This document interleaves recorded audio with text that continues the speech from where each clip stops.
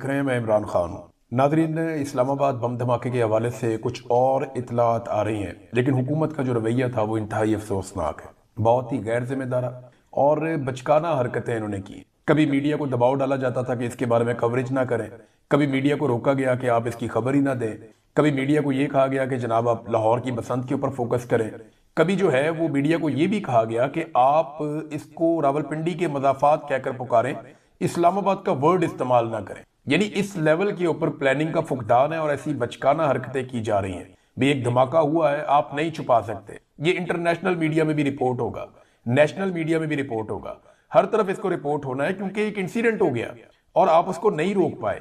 अब वाकये के बाद पाकिस्तान के टीवी चैनल नाच गाना दिखा रहे थे जो लाहौर में बसंत की सरगर्मियां चल रही थी, क्योंकि टीवी चैनल ने पैसा पकड़ा हुआ है पंजाब सरकार से और वो पैसा अब उन्होंने हलाल करना था। देखिए, अगर कोई ये कहता है ना कि पाकिस्तान के टीवी चैनल्स कोई सहाफत की खिदमत कर रहे हैं या किसी मिशन के ऊपर काम कर रहे हैं या कोई इंसानी हमदर्दी के तौर पे या कोई ह्यूमन राइट्स के मामलात में इनकी कोई मदद, सब झूठ है, सब फ्रॉड है।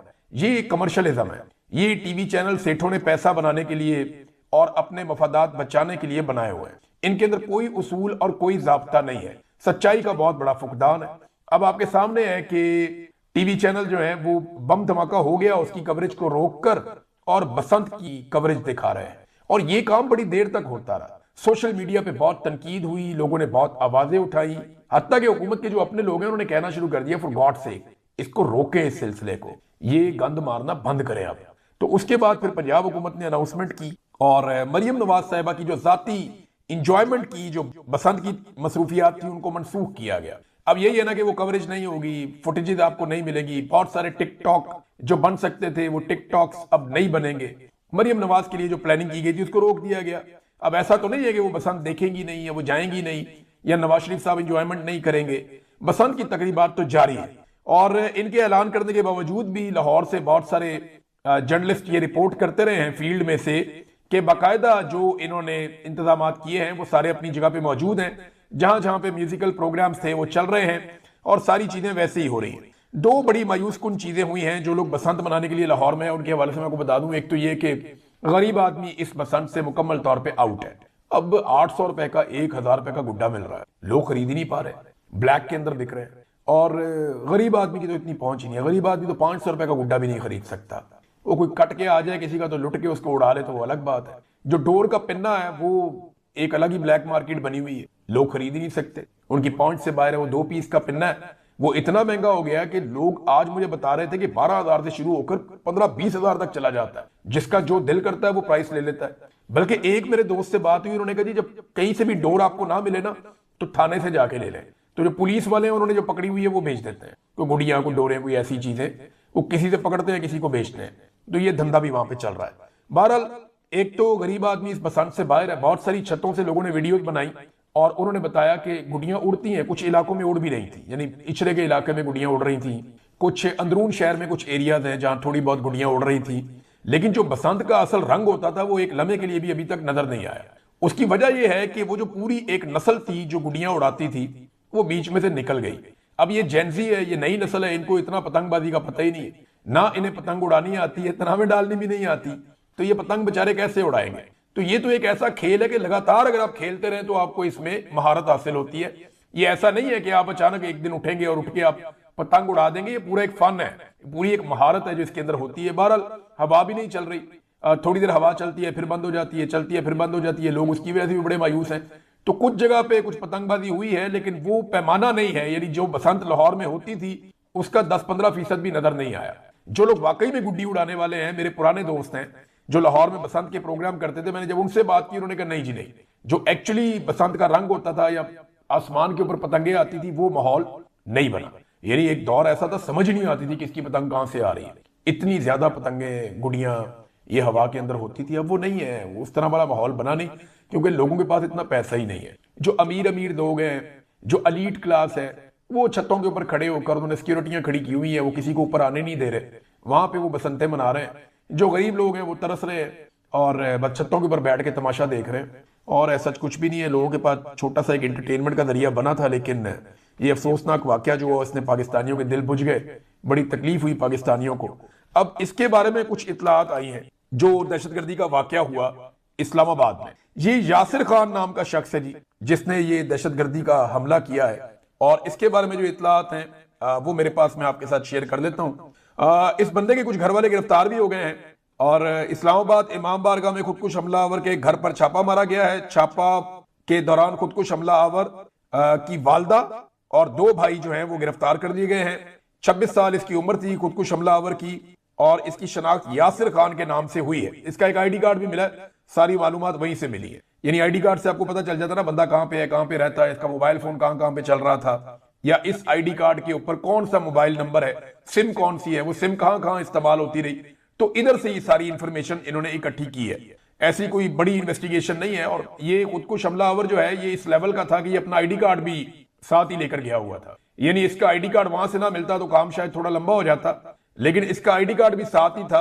अब मुझे इसकी वजह समझ नहीं आ रही, लेकिन यासिर खान इसका नाम था। इसके वालिद का नाम बहादुर खान है दस्तावेजात के मुताबिक, और ये रहने वाला 4 सरदार रोड मोहल्ला अब्बास कॉलोनी का है। और जो इसका आरजी पता लिखा हुआ है वो पेशावर का है। और इसका शनाख्ती कार्ड भी मिला है और दीगर कागजात भी धमाके वाली जगह से बरामद हुए हैं। ये बहुत अजीब बात है, इससे पहले कभी ऐसा होता नहीं था। और 5 माह ये शख्स अफगानिस्तान में मुकीम रहा, ये भी दावा किया गया है। अच्छा, ये कैसे पता चला? देखें, इसका आईडी कार्ड मिल गया तो वहां से आप पता कर लेते हैं कि इसका पासपोर्ट और इसकी ट्रैवल हिस्ट्री, तो वो आपको फौरी तौर पे मिल जाती है वजारत दाखिला में से। एक सिंगल क्लिक के ऊपर आपको पता चलता है ये बंदा कहां कहां ट्रैवल करता रहा है। तो वो डाटा मिल गया कि जनाब ये बंदा अफगानिस्तान भी गया था और मई में गया था, जून में वापस आ गया। और उसके बाद जो अगला डाटा आया कि इसने एक सिम अपने नाम पे ली, और जो सिम इसने ली वो बाजोड़ में इसने अपने नाम पे ली, और अक्टूबर तक फिर ये बाजोड़ में ही रहा। यानी जून से लेकर 27 जून गालिबन, तब से लेकर ये अक्टूबर तक ये बाजोड़ के अंदर रहा। फिर ये नौशहरा आ गया और उसके बाद 2 फरवरी को ये इमाम बारगाह की रैकी करने के लिए गया। ये पुलिस के दराये ने बताया। देखिए, रैकी करने का भी ऐसे पता चला कि उसका मोबाइल फोन ऑन था ना। अब उसकी आप जियो फेंसिंग कर लेते हैं या पता कर लेते हैं कि इसके मोबाइल फोन की लोकेशन कहां कहां पे जा रही थी। तो ये सारा लोकेशन का खेल है कि ये बता रहे हैं कि ये पहले कहां पे था, बाद में कहां पे था। जहां जहां इसका मोबाइल जा रहा था, इन्वेस्टिगेशन वाले समझ रहे हैं कि ये खुद भी वहीं पे जा रहा था। बहरहाल 2 तारीख को ये रैकी करके भी गया। ये सारी मालूमात पता चली इसका आईडी कार्ड मिलने के बाद। धमाका होने से एक लम्हा पहले तक पाकिस्तान की इंटेलिजेंस एजेंसीज को बिल्कुल कोई इल्म नहीं था कि कोई खुदकुश धमाका प्लान हो गया है, या किसी इमाम बारगाह पे मस्जिद में कोई धमाका करने का कोई प्लान है किसी का, या इस तरीके का एक धमाका किया जाएगा। कुछ इतलात के मुताबिक इसको रोकने की कोशिश की गई, फिर फायरिंग हुई और उसके बाद ये शख्स पिछली सफों में दाखिल होकर इसने अपने आप को बम धमाके से उड़ा लिया।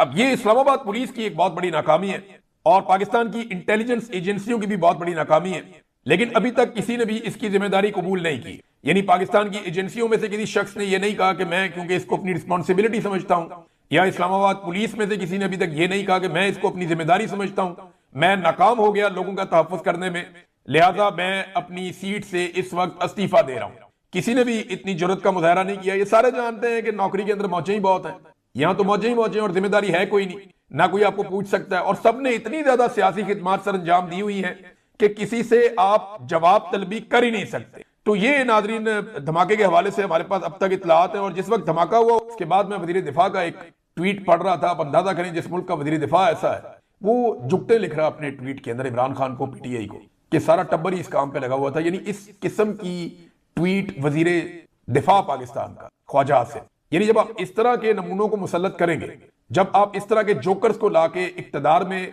बड़ी बड़ी नशिस्तों के ऊपर बैठाएंगे, तो फिर नतीजा भी ऐसा ही निकलेगा।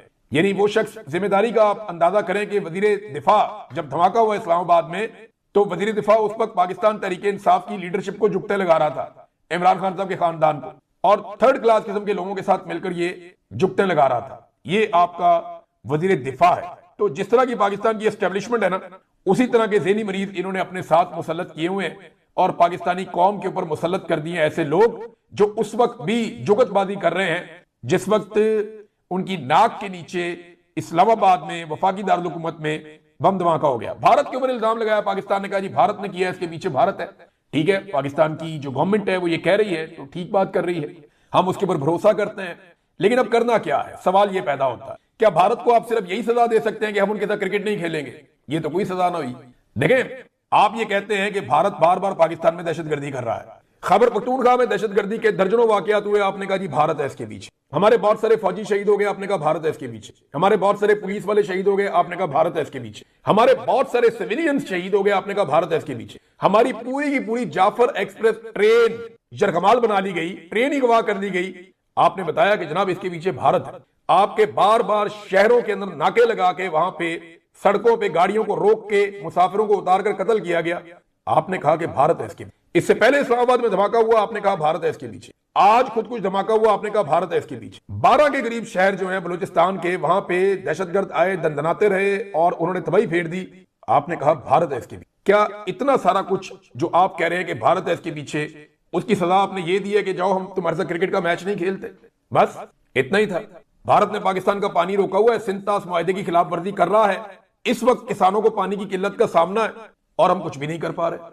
यानी भारत जब आपके ऊपर एलिगेशन लगाता है, इल्जाम लगाता है, तो फिर वो उसके ऊपर एक्टिविटी करता है। पाकिस्तान ने एक्टिविटी क्या की है? क्या इंटरनेशनली पाकिस्तान कहीं पे गया है, या पाकिस्तान ने भारत के साथ कोई इस मामले के ऊपर बातचीत आगे बढ़ाई है, या पाकिस्तान ने कहीं आलमी सतह पे सबूत पेश करके भारत को बेनकाब किया है? देखिए, खाली इल्जाम लगाने से तो भारत की सेहत पे कोई फर्क नहीं पड़ता। वो करता रहेगा, आप कहते रहेंगे, वो करता रहेगा, आप कहते रहेंगे।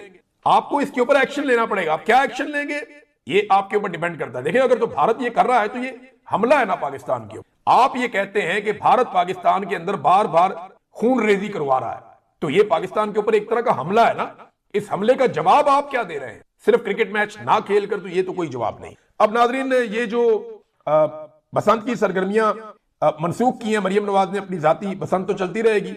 अब ये देखिए, इसको मैं एक तरह से अप्रिशिएट भी करता हूं कि कम से कम उन्होंने ये जरूर किया। इस वक्त लोग ये कह रहे थे कि बसंत की सरगर्मियां जो हैं उनको मनसूख किया जाना चाहिए, लेकिन हमारे बहुत सारे दानिश्वर अब इसको एक और एंगल से देख रहे हैं। वो ये कह रहे हैं जी क्योंकि मरियम नवाज ने अपना जश्न मनसूख किया है, लिहाजा अपोजिशन अपना एहतजाज भी मनसूख कर दे। देखिए, ये अपोजिशन ने फैसला करना है कि वो एहतजाज मनसूख करती है या नहीं करती, लेकिन एक सवाल है, एहतजाज तो है ही इन चीजों के खिलाफ।